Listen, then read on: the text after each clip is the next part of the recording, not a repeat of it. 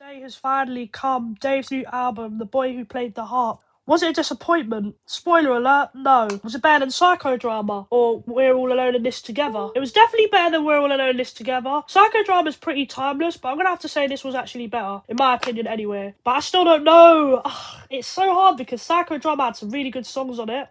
Do you know what? No. Lyrically, like the lyrical content and the stories and stuff, for me, no, but the instrumentals, bro, they blew me away. So it's kind of I don't know yet. I'm sorry, I have to decide. So what do you guys think? In today's video, we're going to be reviewing each song and rating it from 0 to 10, so let's see. So, the first song is History, featuring James Blake. Now, I do like this one, and there's going to be a lot of James Blake on this album. I haven't listened to James Blake prior to listening to this album. I've heard of him, but I've never listened to him. So I'm going to give this song an 8. I do like the instrumental. I like James Blake's vocals, and I feel like I will be revisiting this song. Unfortunately, on 175 months, this is where my interest is lost because of the vocal chops and the beat. I didn't like the beat at all. And I was going to give it a 5 because I liked the lyrical content. But for me, when I'm listening to a song, the beat has to be good as well as the lyrics. So I'm going to give it a 4. And there's not a lot of Dave songs that I don't like, to be honest. So yeah, unfortunately, that is on a 4. No Weapons with Jim Legacy. Again, a lot of people were saying Jim Legacy was the one to watch out or listen to. I've never listened to him prior. I felt like his vocals are really good on this. However, it was popular, but to me it wasn't my favourite. And there was nothing wrong with it entirely. I just felt like it just wasn't. I feel like it's going to grow on me. I'm going to give it a 7.5. In my opinion, I feel like it was a bit repetitive. Obviously, it's the I don't know. I feel like that's going to grow on me, but I added it to my playlist.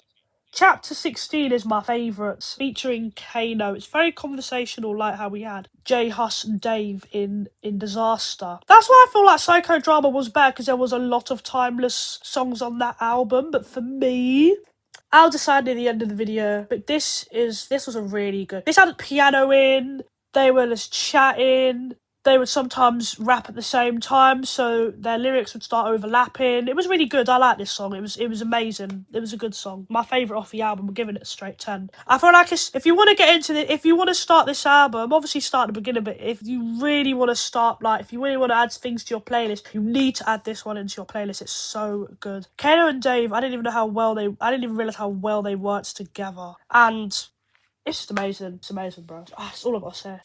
Radiant, Dave and Tamza. This is a lot of people say this is the location of the album. Do I agree? Slightly. I mean, there's obviously Burna Boy and Thames make similar music. It's definitely going to be a summer hit. Obviously, Thames is playing a lot in the summer. We play a lot at our parties, you know what I mean? So, I really like this song. I think it was a really good song, and I'm going to give that one a 9. It was very catchy, and then near the end, Dave used some reverb when he was rapping, and then we had Thames vocals layered on top of that. And it was just amazing. I did like that song, and very summery. I like Selfish. A lot of people aren't gonna like this one because, well, they might not, because it's quite slow. It's quite relaxed. It kind of feels like a late night drive type song. I'm gonna give it an 8. I probably won't revisit as much of the others, but I do like the way that Dave was rapping, and it was a good song. It was a good song. This was a really good song. Definitely going to be giving this a 9 out of 10. My 27th birthday. It was a really good song. Obviously, he's been doing this for ages now. But yeah, it was good. We had some vocal chops. We had a bit of piano. We had a beat switch towards the end. It was good. I like the song. And then a little message at the end from one of his mates saying, "I'm happy, 27th, hopefully more years to come." And it was just a really nice touch to add on the album. I like Marvelous. We had Dave's. Now, there was a lot of singing on the album in, obviously some of his features. So I feel like when he was on songs with features, he did sing, but not as much as I think he did sing the one with Jim Legacy on. However, we had him do that on his own in this song, and I feel like that was really good to kind of have that. It kind of reminded me of Voices on Psychodrama. So yeah, it was a good song. I liked it. I'm gonna give it 8. It was very relaxing. It was, again, reminding me of like a late night drive. I like Fairchild. I'm giving this a 10. Now, the reason why is I'm not gonna this song, I'm not gonna just go listen to it. When you hear what she's talking about, what the woman's talking about, when the man had her, I'm not gonna say everything, because obviously I don't want to go against guidelines, but just listen to the song, guys. It's a really good song. obviously Dave's lyrics on this. The beat was all over the place, but I feel like it really fit the song. I felt like this is going to be... Now, someone in the comments was saying Fairchild is a really, like, on TikTok, like, they were saying it was a good song. I went on to listen to it. It was amazing.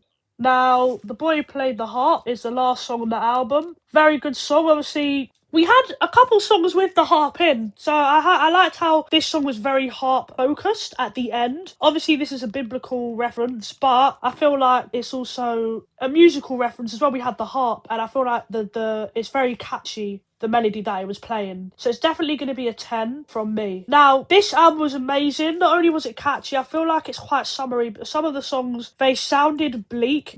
I think it was intentionally. I don't think it was to put anyone off. I feel like he'd done that intentionally. Because a lot of people do see the Bible that way, but obviously I'm not going to get into that now. It's a bit controversial. I don't want to be controversial. It's another story for another time. But yeah, I like this. When he was saying, like, he was explaining in one of the songs, like, how his mum called him David and everything. So that's why I like the song with Dave and Kano, because they were touching on the Bible throughout that song, and we know that Kano is religious as well. So now I'm gonna end the video. Don't make sure you like, comment, share, and subscribe. What do you think of this album? Obviously, make your own opinions in the comments, and these are my opinions that I'm giving to you. We can agree to disagree. Please be respectful of others in the comments if they agree with you or disagree. Now, was this album better than Psychodrama? I'm gonna have to say yes. I'm gonna probably play it more. I do like Psychodrama. However, this one had really good songs, had really good structures. They're quite long, so if you're in like the bath or the shower, you can put it on, or if you're cleaning, you can put it on while you're cleaning. Obviously, Dave's longest song to date was Leslie, over it was 11 minutes, and that had harp in it, I think. But yeah, it was a really good album, and I feel like